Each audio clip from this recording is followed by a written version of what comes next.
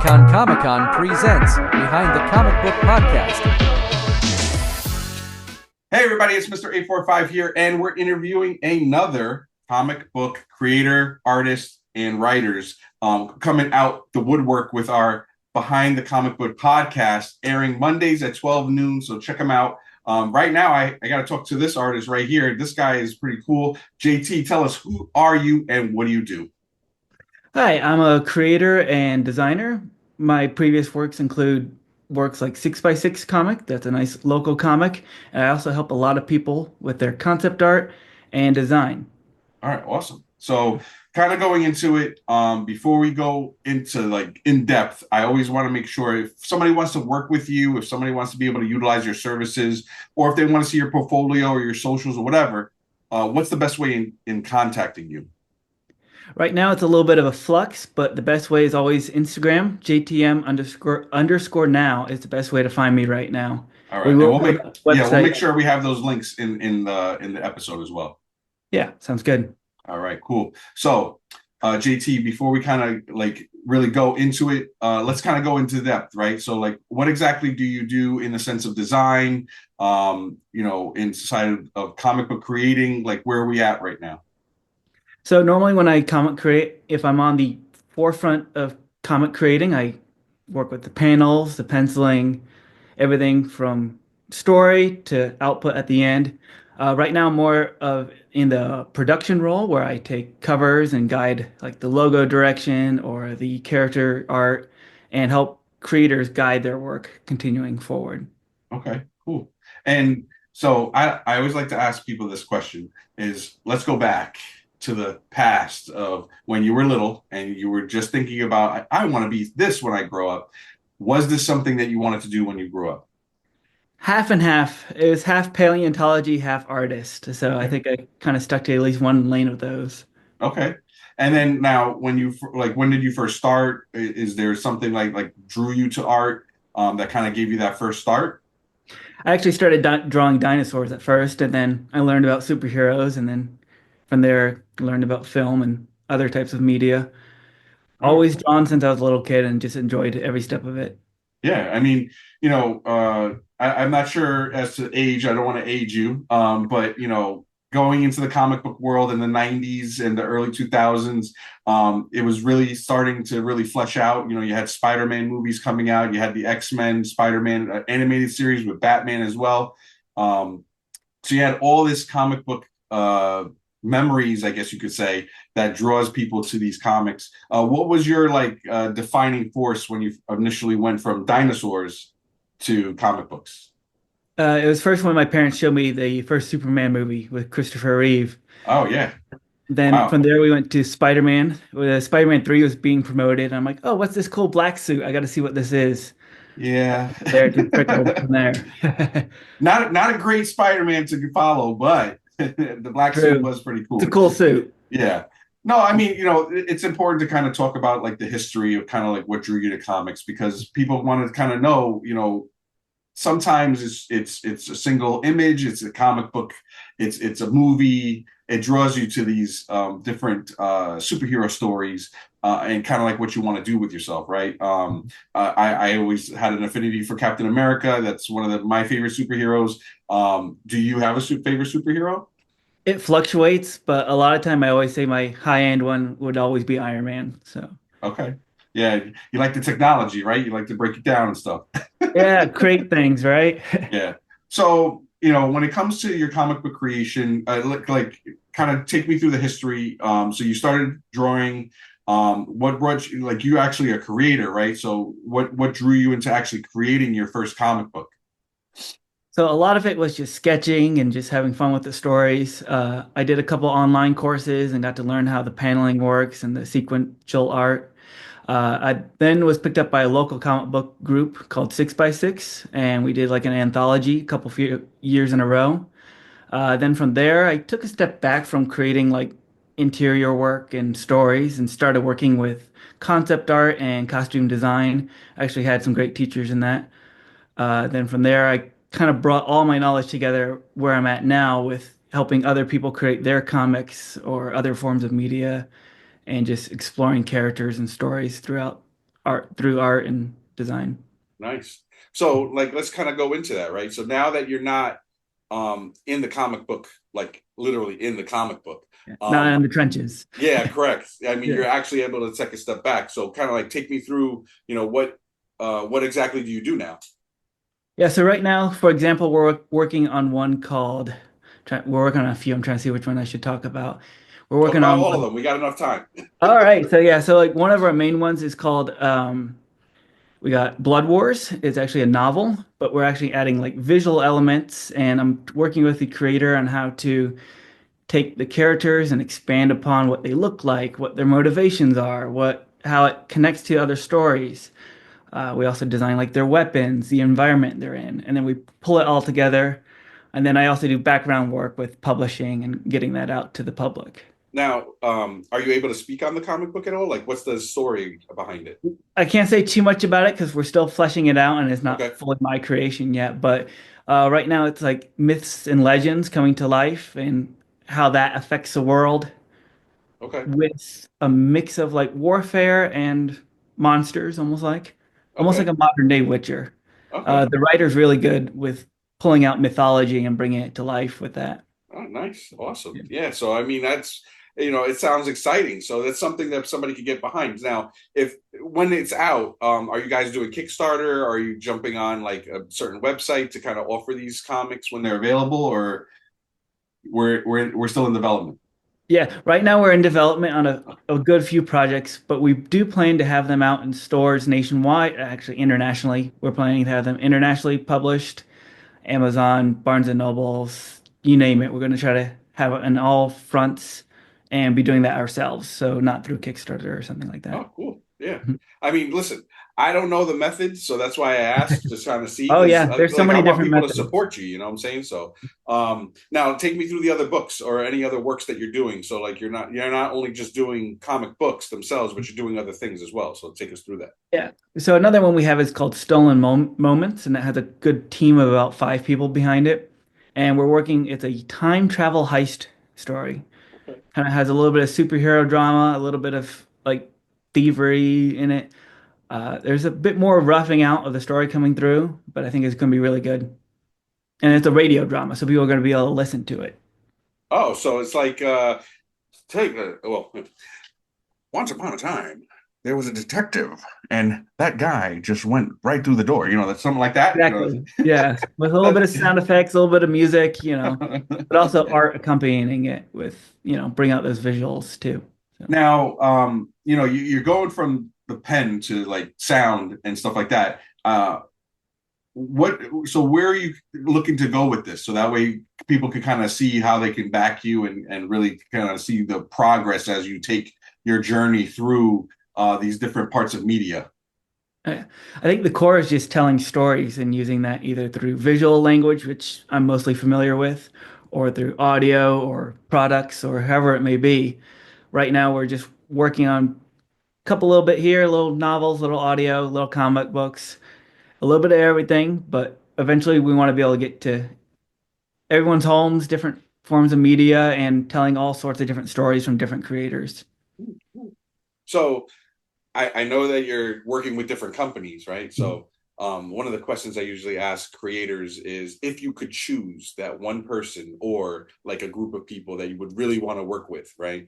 For any of the projects. So we could say comics, we could say, radio media, we could say movies, whatever. If you had to work with one person or a group of people, who would you pick? I would say comics. I think I always wanted to work with Jim Lee.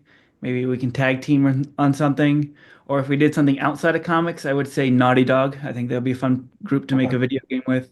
Yeah, I met Jim Lee actually at Terrificon.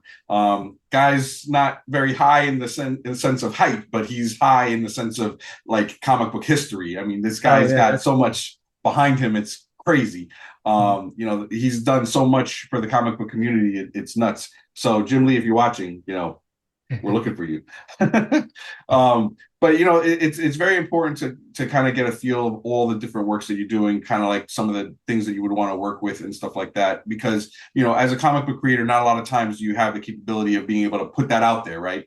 exactly. Mhm. So you're doing art, you're doing different medias and stuff like that. Now, if somebody wanted to kind of like work with you, what do they have to start with? Do they need a script? Do they need just the concept of art in their mind, or are you able to like help them create from the ground up, that type of thing? Yeah, that's a good question. I like to have, like, say, a full script or a character planned out. But even if someone just has an idea and it's a solid idea that we think we can work, that's where I pull in, hey, I know this writer. Hey, I can draw this. Hey, we got this person that can help you build this out, and we create a team to pull out your idea. Okay.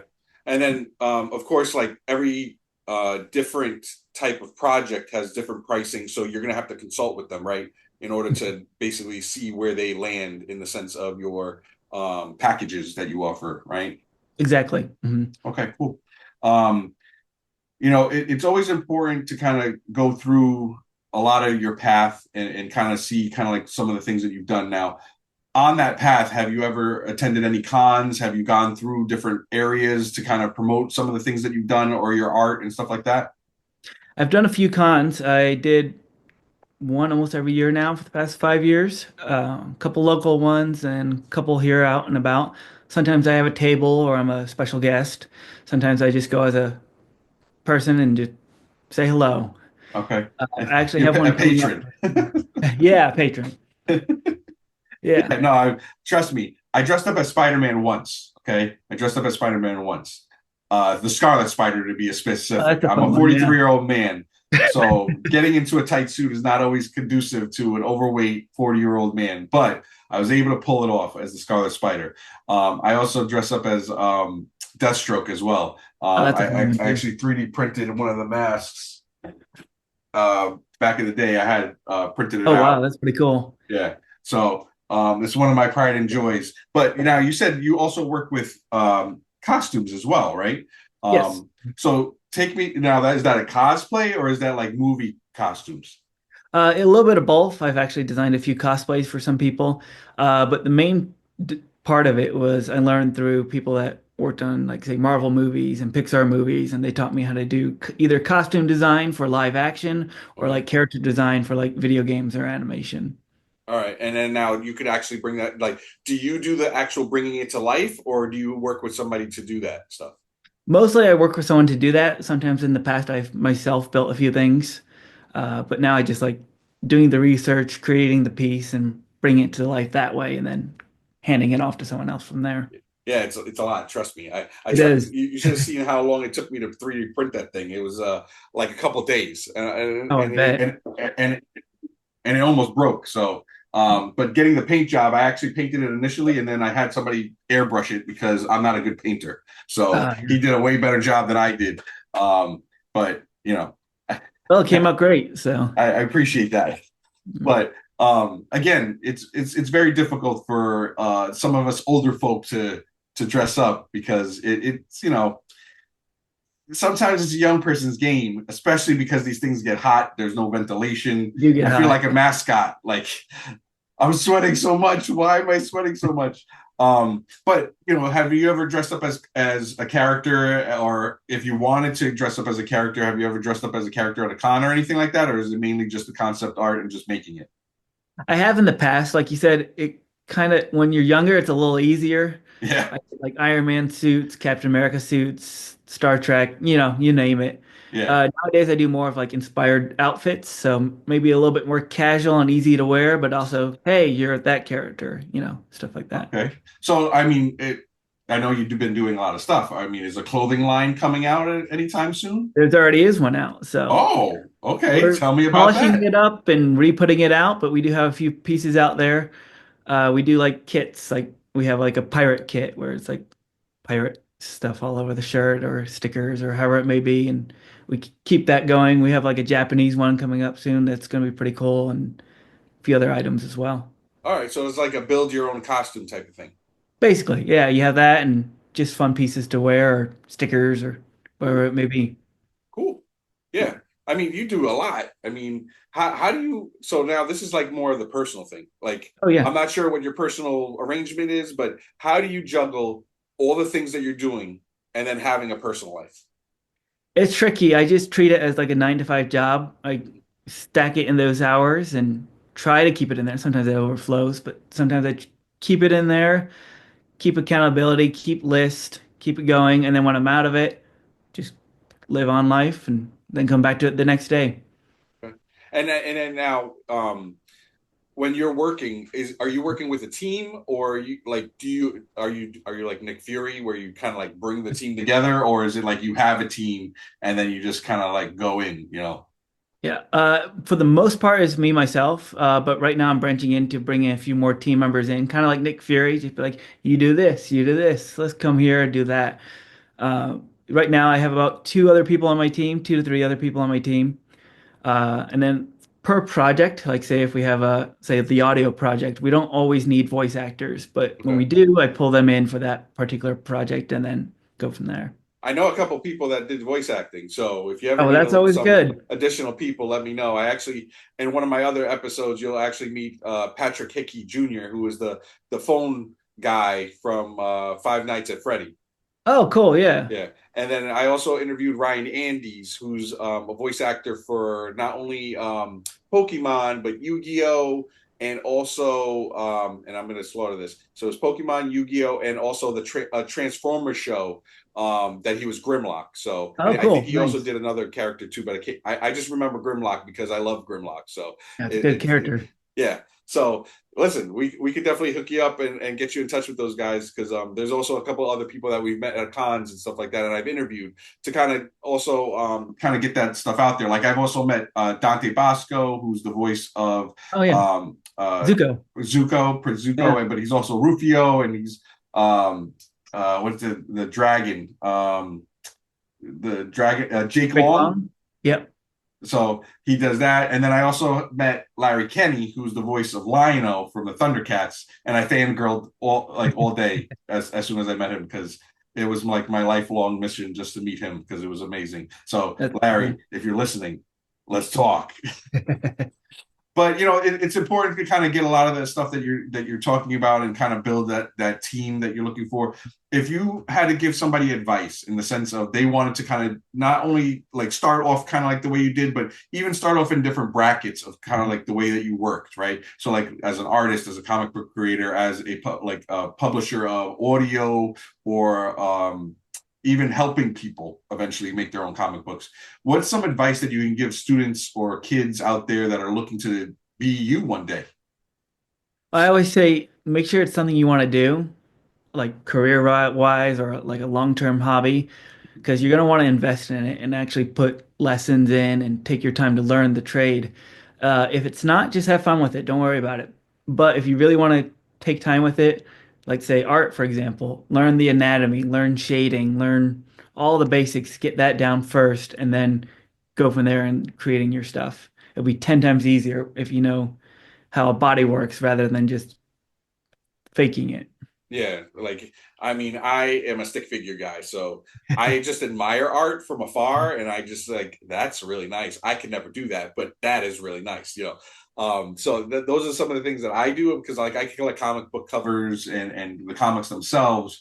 Like I'm really into the Thundercats and Transformers and a lot of Captain America, and you know, kind of dabble in there. But I also like to get a lot of Latino characters like Robbie Reyes, Ghost Rider, Blue Beetle.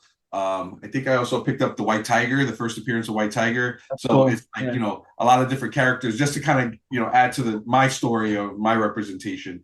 But for you, do you collect comic books? Are there any particulars that you like? I used to. I found I just ran out of space and money to keep buying them. But I do have a few like main issues, like say the Death of Superman or like some Okay. old Avengers comic.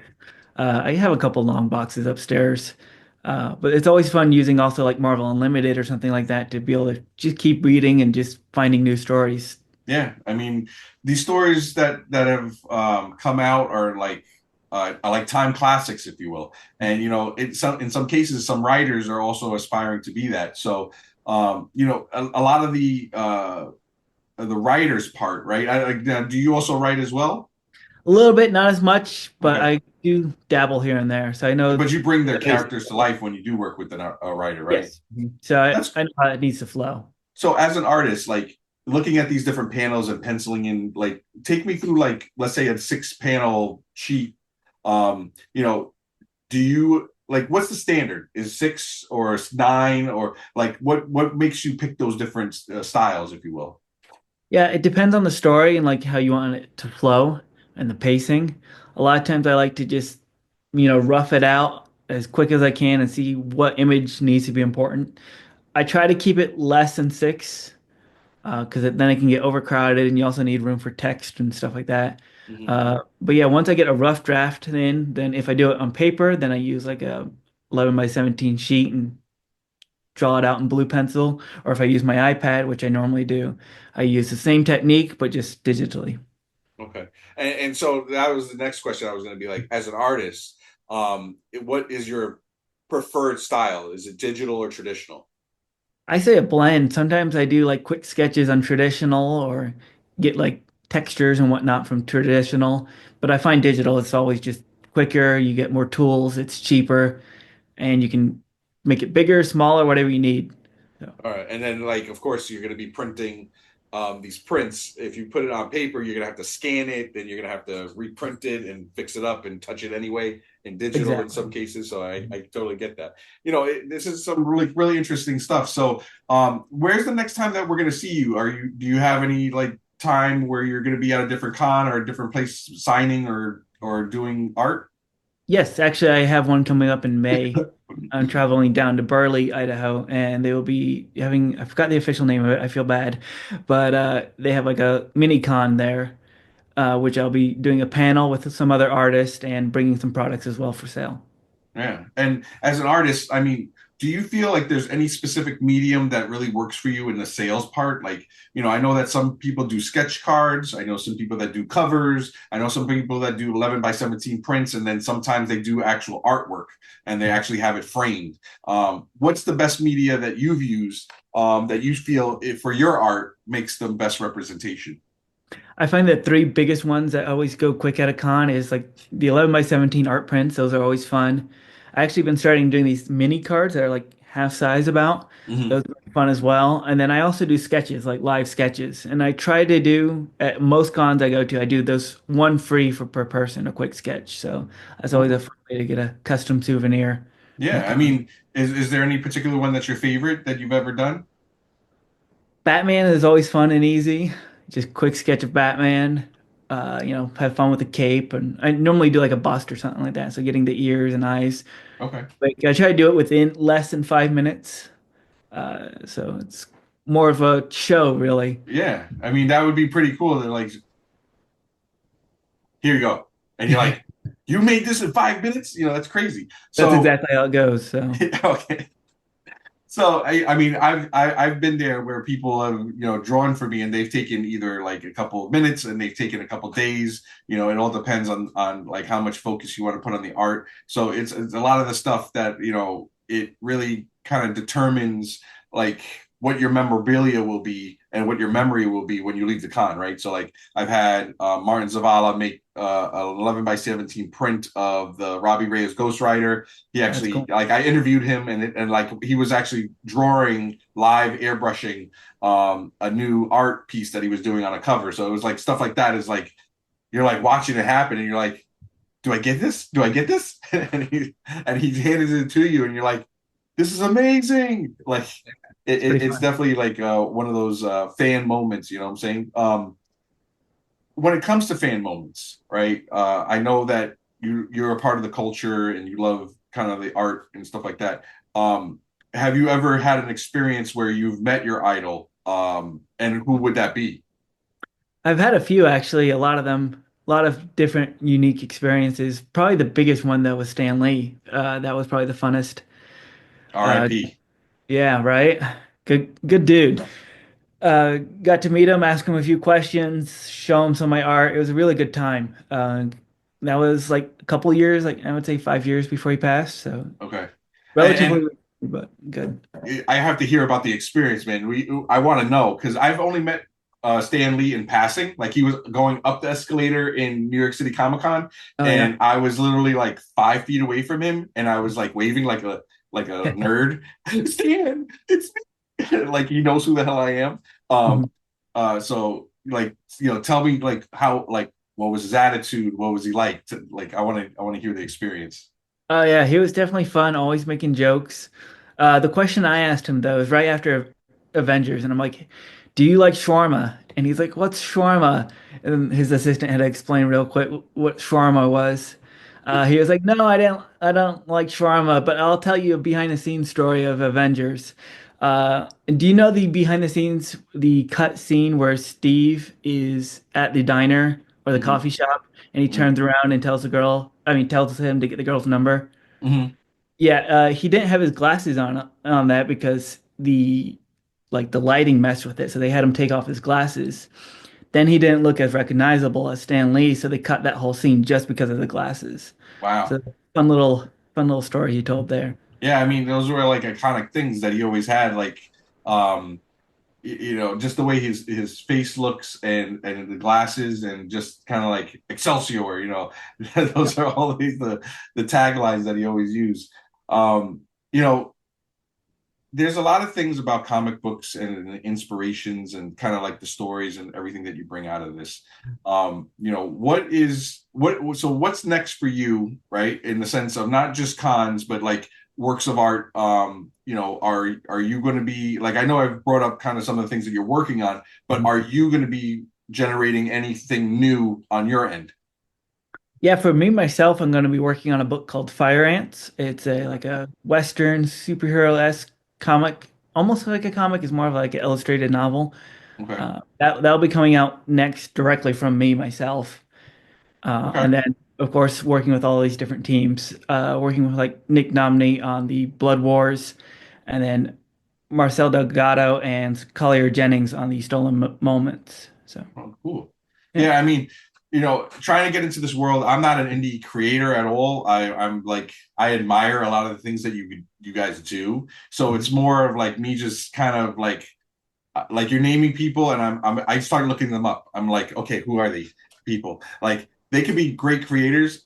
I'm so horrible at names, and like knowing their history, and knowing, like, as somebody that kind of is a promoter, what's the easiest way that you've gotten to know, that you're not a promoter, right? You're an artist and creator, that you've gotten to know a lot of these people in the industry. That's something that I would like to do. So how did you make it so easy to be able to do something like that? It's a mix. I think online there's a way of like joining groups and going through different friends of friends and stuff like that. And that's how I think we connected through different groups and whatnot. And then you also have like in person going to biggest way is going to conventions and going table to table, talking to people, or if you're at a table and you have yourself talk to your neighbor or talk to the promoter there and whatnot. Now, are you like, when you're at a con, is there a piece or memorabilia that you've gotten that is like, this is my shrine? I know that you have the Captain America shield in the back, and I showed you mine earlier, Oh yeah. off camera. But like, for you, what is your greatest achievement in capturing this specific memorabilia, from a con? Outside of signatures, but I think that's always fun just having that connection with someone. There's a lot of pieces. Probably a book I got from Todd Knock. It was actually a pretty cool art book, and he did a custom piece in there, which was pretty fun. So I think that Nice. was one of my favorites. What was the custom art, if you don't mind me asking? I honestly, I feel bad I forgot, but it was a good few years ago. Uh, I think it was Supergirl. Okay. I Now, had like five is different it ones in Kara that. Zor-El, or is it the other one, Yeah, Kara. Power Girl? Yeah, Cat Car as well. Okay. Yeah, the traditional. It was Yeah. during the CW time, when her show was out and whatnot. Okay, yeah. Yeah. I mean, that would be awesome. So to get like stars like that there, but I've trust me, I've gone through that rabbit hole of finding out how much it costs to get any of these movie stars there, and kind of like even TV show stars, or even people that haven't been on the air for a while. And you would be surprised at the price tag that their guarantees come with. It's staggering, to say the least. Yeah. And as somebody that runs a small con, it's something that is kind of somewhat out of my reach at the moment. Mhm. So I'm thankful that I've been able to meet people in kind of some of the things that you've done, which is meeting them and passing in the sense of cons and different groups, and kind of just adding people on social media just to kind of get that going. But Mhm. talking about social media, um, do you feel that in this day and age that between cons, social media, and different forms of social media, what is your secret formula, right, in the sense of success? Do you feel like doing more social, doing cons, doing appearances? What was the secret formula that you think you would that works for you? I think at least having your hands on a little bit of everything is helpful, but it does get a little oversaturated and whatnot. So I find it best is going to like say your local library or a comic convention or something like that and connecting one-on-one with people and then having them go from there. Okay. And you know, when it comes to your works, because you're an artist, and this is something I'm trying to just make sure that I ask certain questions because they're important. Um, a lot of times people have AI, they have sometimes they have counterfeit in the sense of they copied your work. How do you save your work as an artist to make sure that people don't copy the same exact art that you have to protect yourself, right? In the sense of your piece, your art, your beauty that you've brought into this world. What are some steps that you could kind of give people advice out that they should do?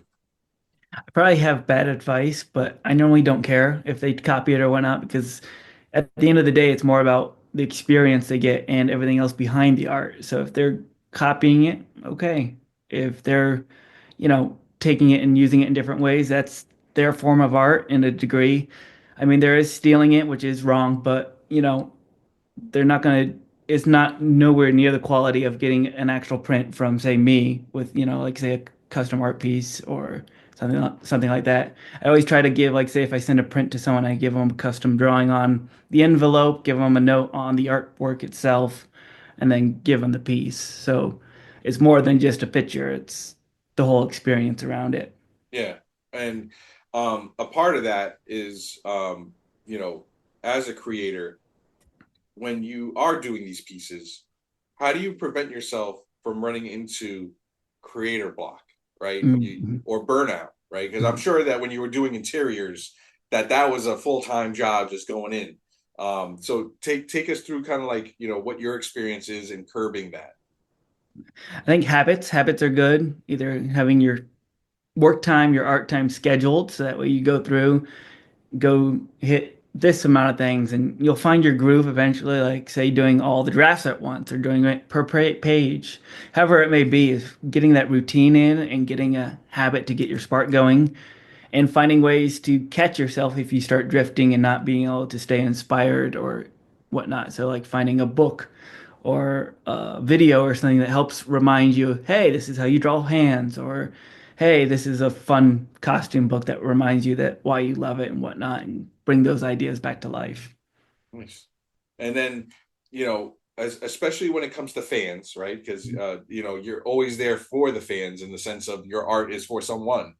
Um, has there been like I know that you kind of, and I've already told you my story of fangirling, and you said that you had great experiences. Have you ever had that fan moment where somebody came up to you and said, "I follow you on social media. You're doing amazing work, and I just want one of your pieces." Like, take me through some like a story that kind of sticks with you.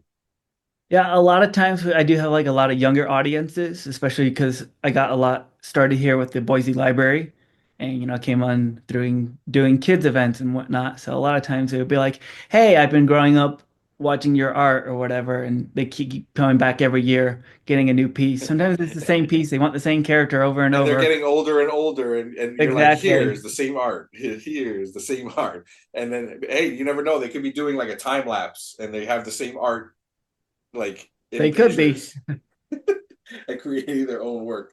So and speaking of that, right, and speaking of kids, and kind of like those people that are aspiring to eventually be you, I know that we kind of went into that a little bit, but for final thoughts in the sense of, you know you're somebody that's like a role model to someone. You're somebody that is a creator in the industry.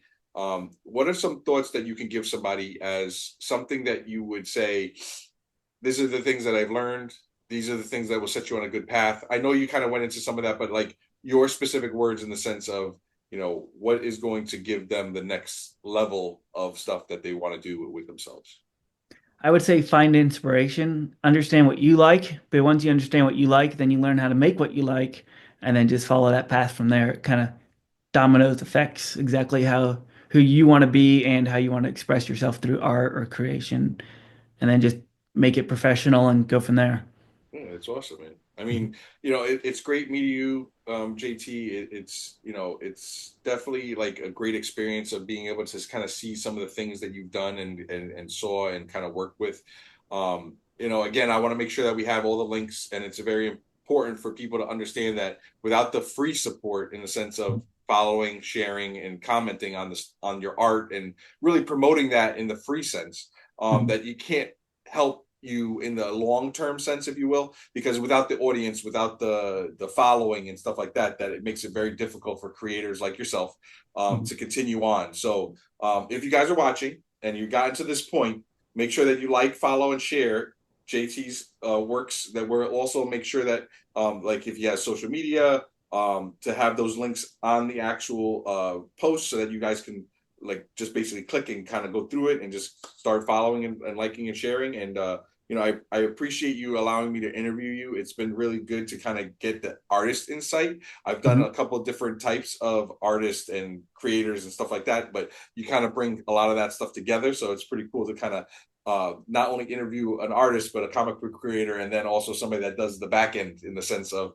I set up all the dominoes. Now, if somebody wants to, before I kind of like close out the interview, if somebody wants to work with you in that sense, is there a phone number or a website or anything other than the Instagram, or is it just the Instagram is the best method?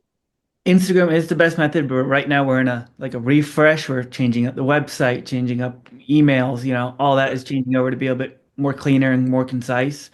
Okay. The Instagram is the best one, but the second best one will be email. So like millsteadart@gmail.com is another good way to contact me. Well, and like I said, I'll have all that stuff in the post. We'll reconvene after this. JT, thank you very much for allowing me to interview. It's been a pleasure. Again, everybody, this is the Behind the Comic Books podcast. This is for Icon Comic Con, which is coming up November the 1st from 10 a.m. to 4 p.m. at the Fishkill Rec Center. It is our fourth iteration of Icon. It's all about independent artists and comic book creations, and a convention where we have podcasters and voice actors, and the 501st Legion has stopped by. We really want to immerse everybody in a fun experience. Right now, if you get tickets online, they're only $5 to go because we want to really promote people coming, and anybody under the age of 11 is free.